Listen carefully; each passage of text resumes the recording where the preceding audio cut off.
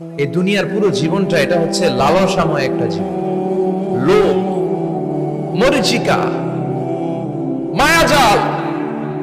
এই মায়াজালে আমরা আটকে আছি, ফলে মৃত্যুর কথা আমরা ভুলে গিয়েছি। পাগলের মতো ছুটছি, আরো টাকা লাগবে, আরো খ্যাতি লাগবে, আরো যশ লাগবে, আরো দাপট লাগবে। আমার এত টাকা দিয়ে কি হবে? এত সম্পদ দিয়ে কি হবে? এত ব্যস্ততা দিয়ে কি হবে? তোমার স্টপ, থামুন, অনেক হয়েছে। আন্না, থামুন, take a rest, take a breath and think about death. Think that you have to go back to your Lord. একটু বসেন না, একটু ভাবেন যে আমাকে চলে যেতে হবে, চলে যেতে হবে। এই কোলাহল, এই ব্যস্ততা, এগুলো থাকবে, থাকবো না আমি। সাইয়েদনা ওমর ফারুক বলেছেন, মুতু ক্বাবলা আন তামুতু, মরার আগে একবার মরো। হাসিবু ক্বাবলা আন তুহাসাবু আলাইকুম, তোমার হিসাব নেওয়ার আগে তুমি একবার নিজের হিসাবটা করো না।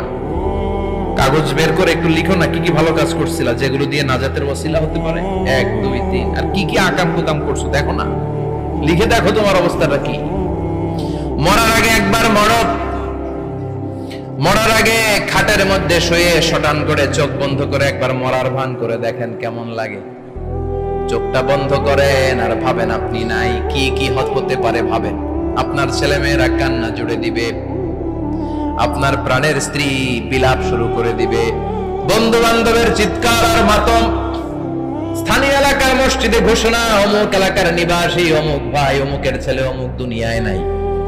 সব আত্মীয়রা চলে আসবে, ফেসবুকে স্ট্যাটাস দেয়া হবে, সবাই সবাইকে জানাবে বিকাল 4টায় অমুক হাই স্কুল ময়দানে আপনার জানাজা। ছুটে আসবে, সবাই ছুটে আসবে আপনাকে শেষ বিদায় দিতে, গুড বাই জানানোর জন্য, আল ওয়াদা, বিদায় জানাতে আসবে সবাই। 4 তাকবীর দিয়ে আপনার জানাজা হবে, অশ্রুসিক্ত জানাজায় আপনার বিদায় হবে। কাঠের খাটিয়ার মধ্যে করে কাঁধে তুলে আপনারে কবরে নেওয়া হবে, আগে থেকে খুঁড়ে রাখা কবরটার মধ্যে আপনারে বিছিয়ে দেয়া হবে।